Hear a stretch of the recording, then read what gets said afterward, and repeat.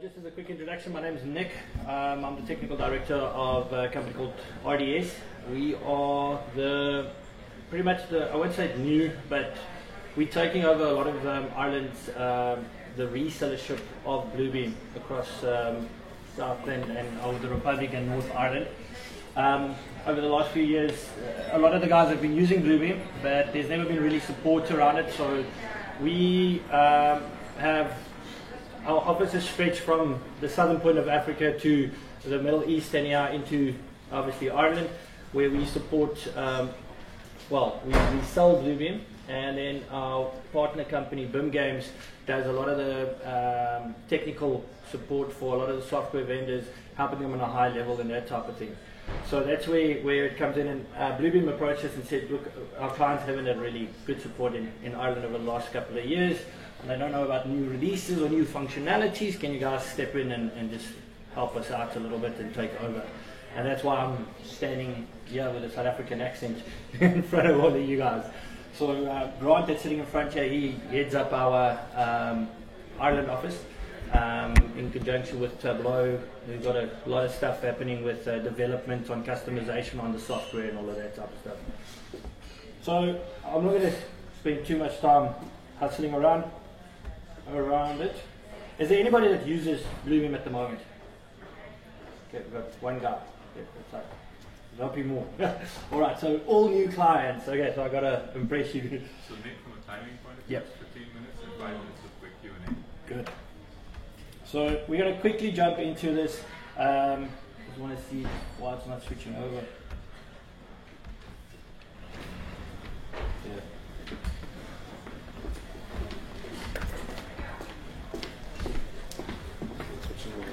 Yeah. There we go.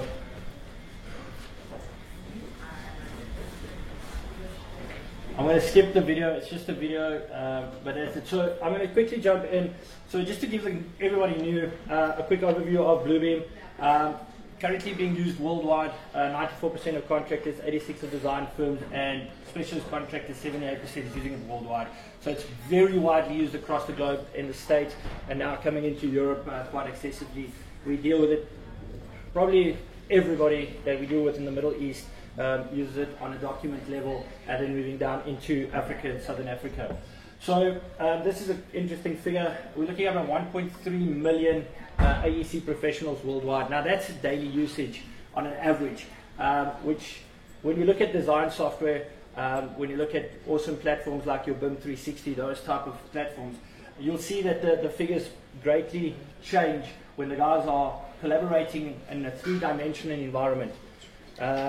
Where we look at document, it's about 1.3, which tells us that the most communications happening in a project is on document level. It's on drawings that get sent out to the construction site and that type of things. And that's where money gets lost. That's where the RFIs get logged, because the information that's in these amazing BIM models isn't all being projected over onto the drawings where stuff gets built off of.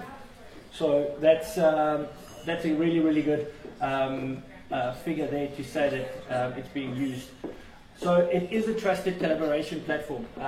Guys that know Bluebeam over the last, I would say about 6-7 years, would think it was just a PDF solution.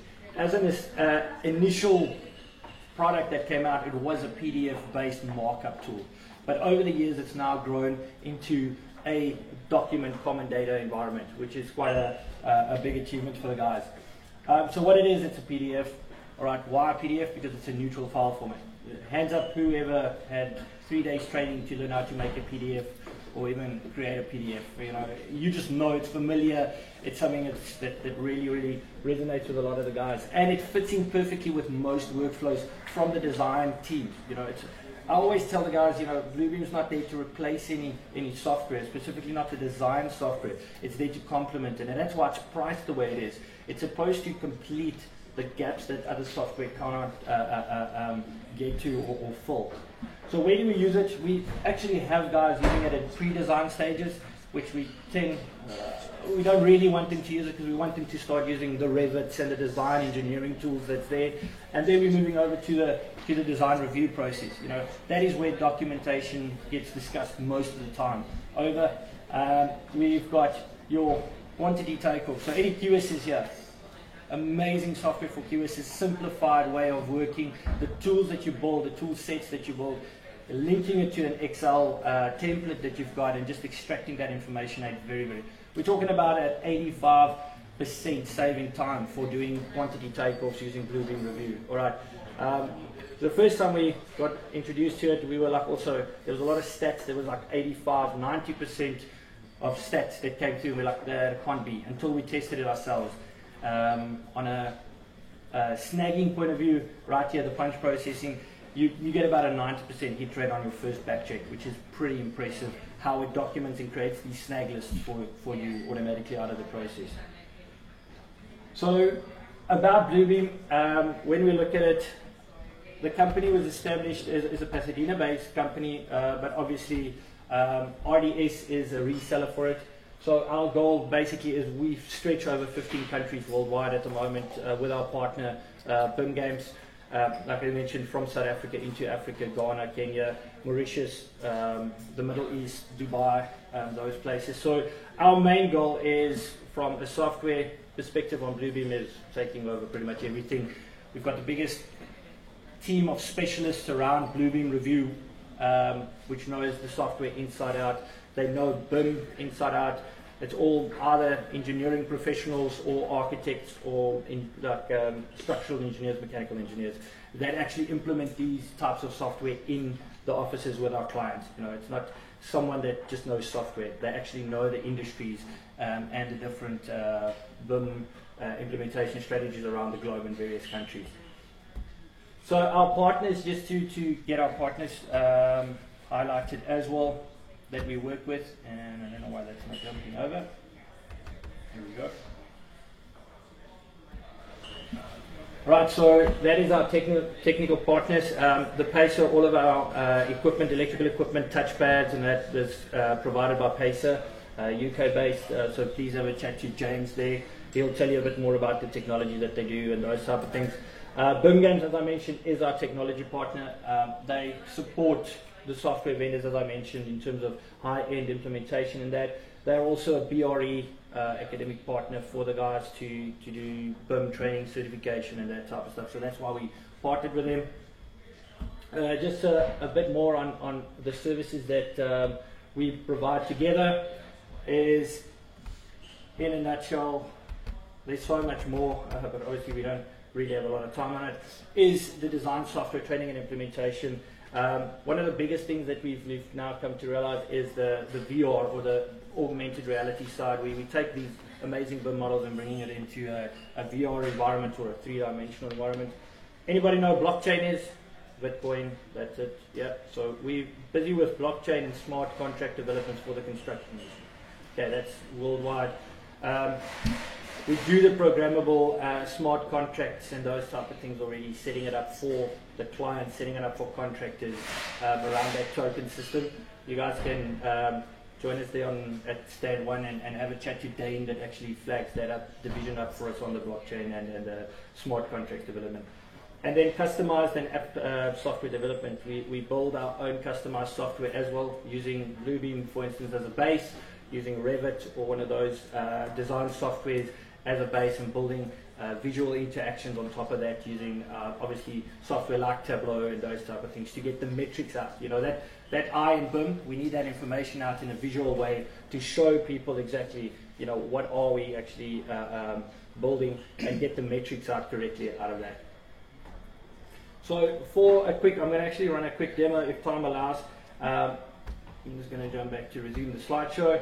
So I want to show you some of the functionalities, and a lot of the guys in the conversations we've had in the last few days, few weeks here in Ireland, is around the Bluebeam, is that guys don't know that Bluebeam is actually a common data environment in the line with projects and sessions, all right? And that's in all versions, standard, CAD, and extreme, which is quite impressive.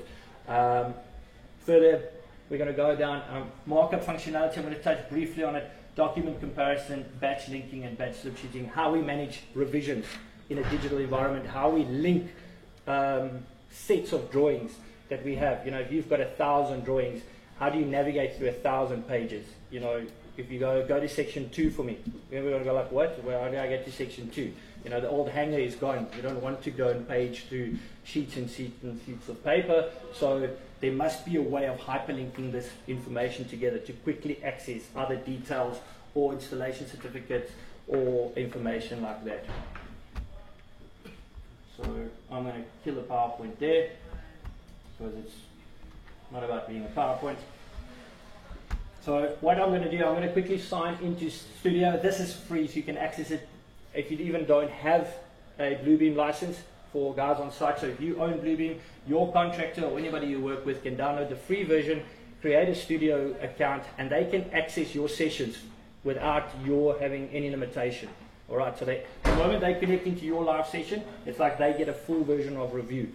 So you get all the value out of having Bluebeam Review, and the moment you close that session, they'll just go back to a free viewer, but you have all the information that you require to go forward and keep the accountability going forward.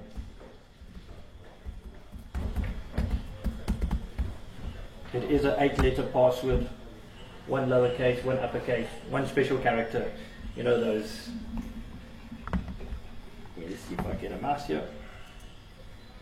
Right, so that is pretty much what we then sign into. On the left hand side we've got projects and we've got sessions. Alright, so projects is, like I mentioned, your common data model. I'm just quickly going to show you that. Opening up, it's pretty much the same as most of the common data out of there when it comes to document management. There's very powerful document management systems and CDDs out there in a global perspective. As I mentioned, a lot of the clients that we've dealt with are using Viewpoint or one of those products, but they still use Bluebeam because Bluebeam, like I mentioned, is not there to replace any software, it's there to complement. If you really don't have a common data environment and you feel that the other ones are too complicated, then we can have a look at and actually start building on top of that. But what you'll get is just your normal folder structure, and it works with a check-in, check-out process. So you'll check a document out, you'll mark it up, you'll check it back in. All right, RFI process, just quickly to run it through. If there is something on site, a contractor needs to flag. What happens is he creates a tool, he drops it on the actual document where the RFI is coming from. There's a button called RFI that we've developed. He clicks on it, it opens your document for the RFI. He then fills it in, saves it. The moment he saves it, it's going to go into the common data, it's going to send an email notifying the guys, listen, there's been an RFI raised, and then we basically go from there. Alright. If I go into sessions, that is where the actual magic happens. This is live collaboration, because that's what it's about. It's getting information live on site and feeding that information back. So currently what we have is we can have people log in, and I've just said one of the guys there that's online with us.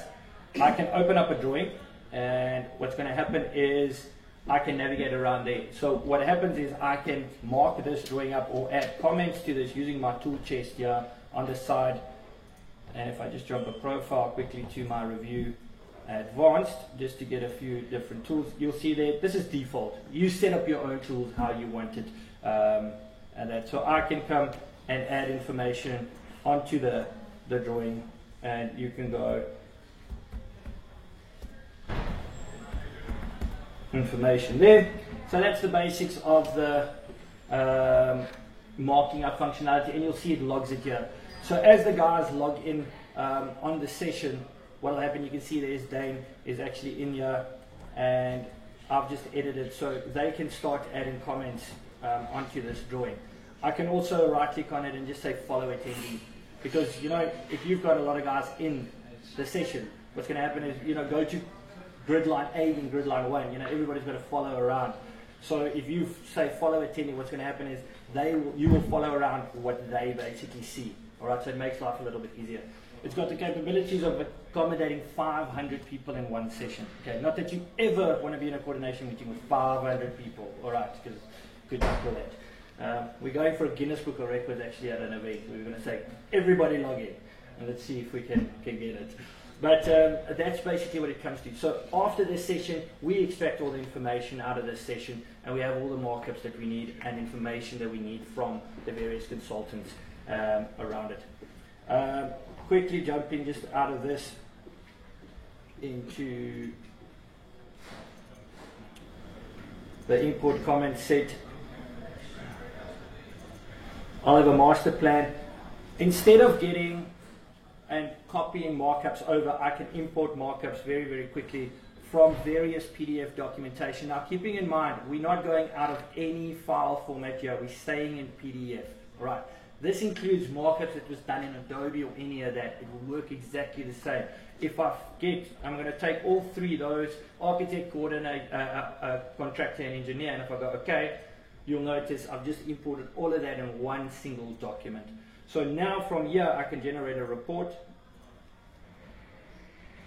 I append the hyperlink, boom, and it's going to generate a quick report for us. And there we've got a report exactly on everyone's markups. All right.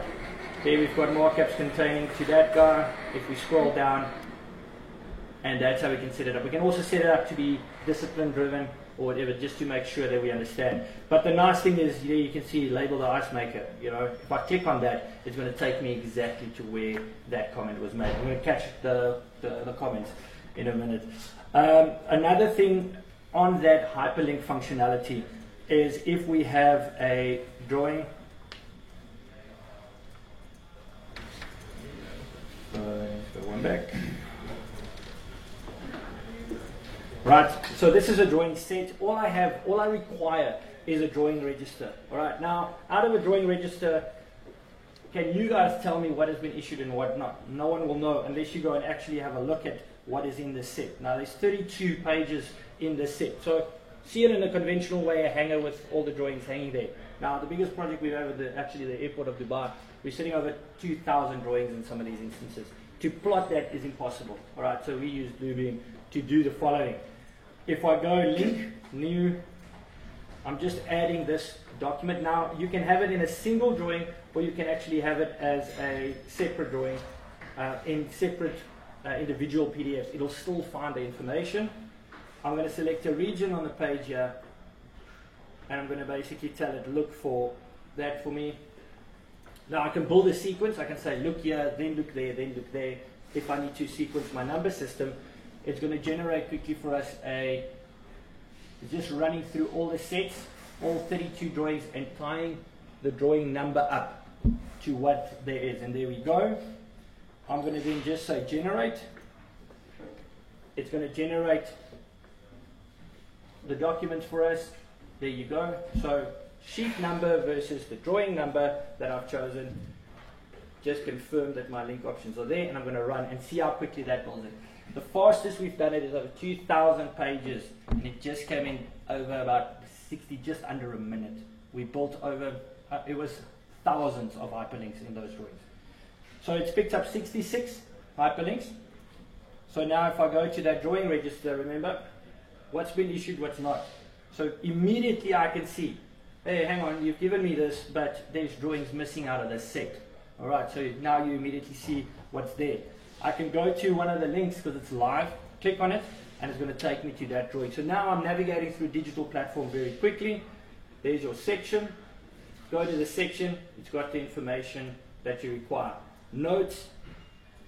You can see A12.2 isn't there, but I can go to that document there, and that builds the hyperlinks. Now we're taking this, if you think out of the box, we can take it a lot further into that type environment. Okay, there's a lot more, but you can join us at stand 1 and I can take you guys through a lot more of the functionality. Any questions?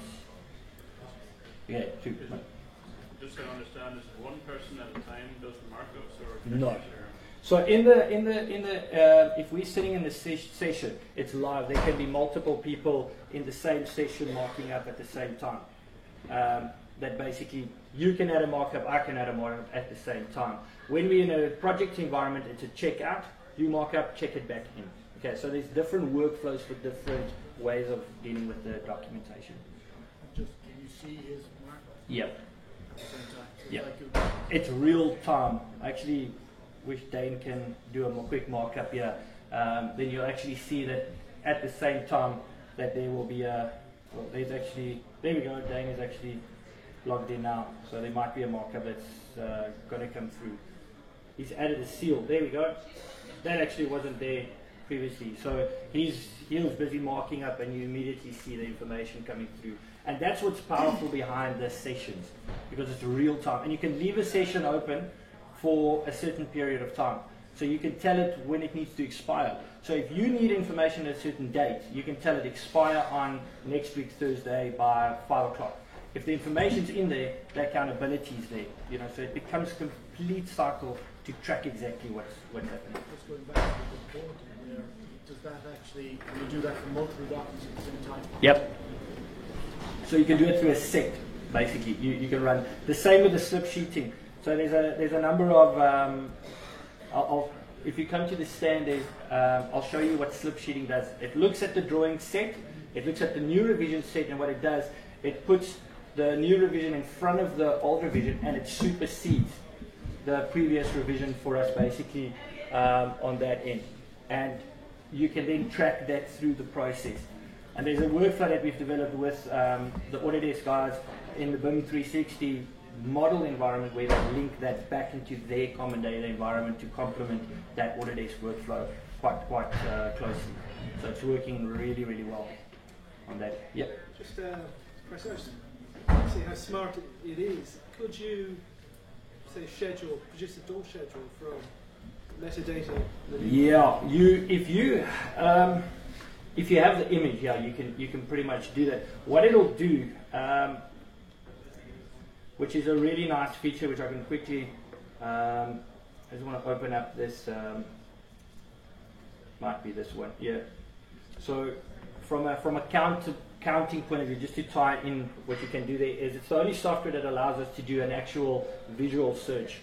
So I'm just going to take that chair for argument's sake quickly, and I'm going to identify it. And I'm going to go search. Now, I'm just searching one document. I can search a set. Okay.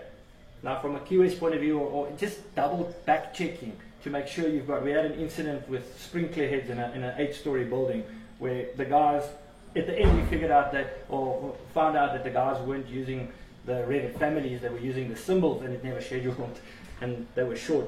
So if I go and select all of them, and I just apply a count to this, just to show you there, I've counted pretty much a back check on this.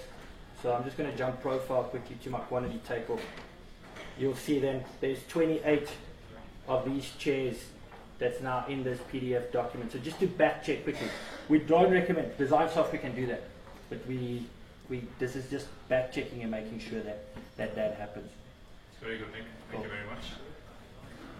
So we have 5 minutes before the next session starts. So you have time to switch between sessions if you would like. The next session on this stage will be from Diatec. Thank you, Nick. Cool. Thanks, guys. Thanks.